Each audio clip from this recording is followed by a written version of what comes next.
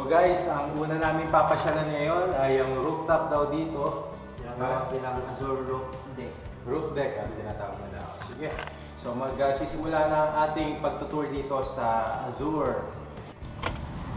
Ayan. Oh wow. Ayan, nandito ngayon kami ni J-Mark. Ito yung rooftop. At makikita nyo rin dito yung SM Bikutan. Lapit-lapit lang po pala. Walking distance lang. Ayan, tara. Ayun na rin, dito rin nata yung swimming pool, no, J-Mark? Wow, napakaganda rito. Ayos. Pakaswerte natin. At nakapasok tayo dito, no? Hindi lang ito, marami pa. Tanaw na tanaw talaga dito yung beach na sinasabi, yung man-made beach ng Azure, no, J-Mark? At hindi pa natatapos yung iba, no? Hindi pa. May ginagawa pa. Mga upuan dito at walang ganong katao-tao. Subukan natin magpalipad muna dito, tignan natin.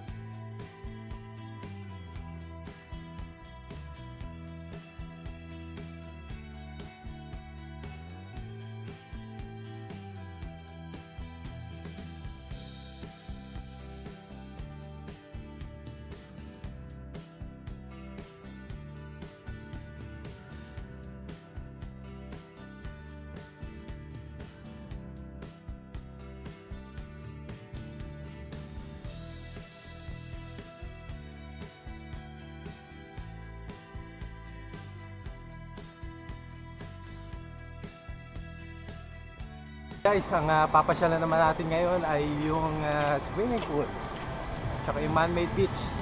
Yan. Oo. Ang hirap siguro ng pagkakagawa nito, no? Oo, mahirap. Malalim yung pagkakaroon nila. Ano yan, wave yan. Paano? Nagwe-wave? Oo. Mga 11 AM, nagwe-wave. May wave pool, sila. Oo. Ito yung lobby nila, J-Mark. Wow, ang ganda ng lobby nila. Pwede kayo Oo. dito mag-ano.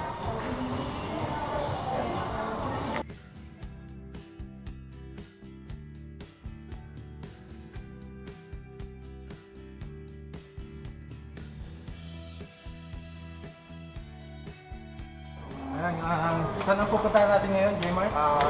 Azure Fitness Gym. Fitness gym, okay. So ano dito? May bayad ba ang gym dito? Pag residences ka, Oo. libre ka. Libre Lahat ka. ng dito, libre. Ayos ah. Ganda pala ng mga amenities dito. Saka may mga coach pa, may mga training pa na nag-aano sa'yo dito. Personal trainer. Personal Kaya trainer. paano kung bisita ka? Pag may bisita ka, libre din. Libre din. Basta kasama mo lang yung residences na. Hi guys, dito tayo ngayon.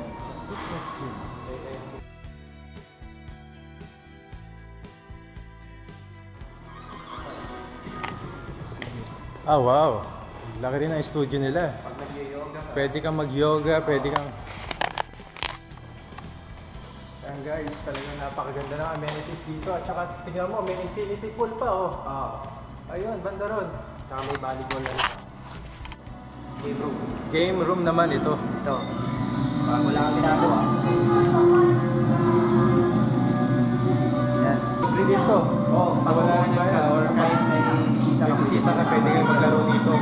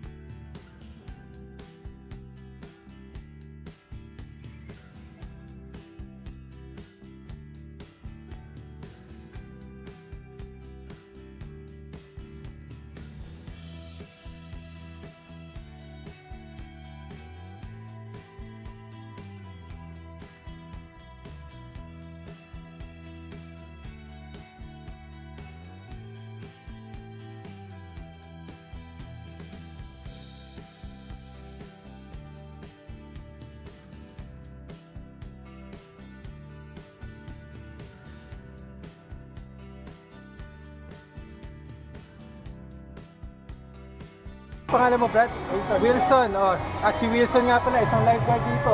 Ikaw, Brad, ano pangalan mo? Mac.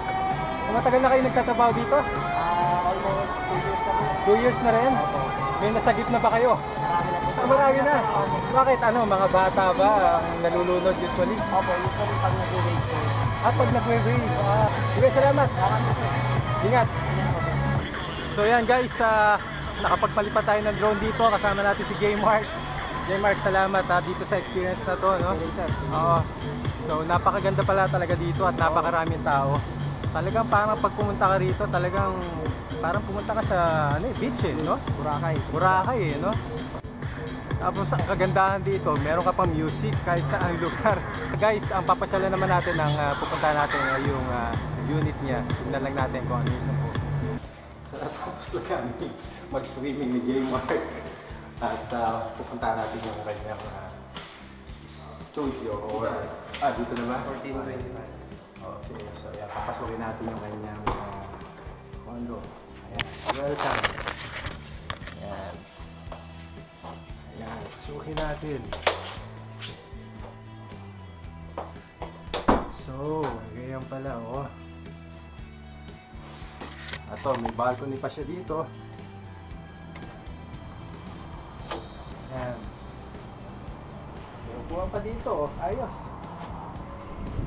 Pwede mag-relax. Sofa bed siya. Sofa bed, oo. Pwede ka umiga pag gano'n. Maraming salamat sa pag-imbita mo sa akin dito. At sana tuloy-tuloy yung blessing sa iyo ni Lord na makapasok ka na sa pagbabarko, yung pangarap mo matupad na yun. Masasabi ka ba sa ating mga kagrupo rin sa Working Pinoy Cruise Ship? Yung sa mga baguhan dyan, tuloy-tuloy lang kayo. Kahit dito man kayo sa unang ina-apply nyo, continue lang. Yun lang masasabi ko sa inyo. Abangan po natin ang journey rin ni J-Mark hanggang sa makapasok na siya ng tuluyan sa barko. Tuloy-tuloy! See you guys! Salamat! Sa susunod ulit na episode ng Buhay sa Cruise Ship, ako nga pala si Rinel Banda. See you next time!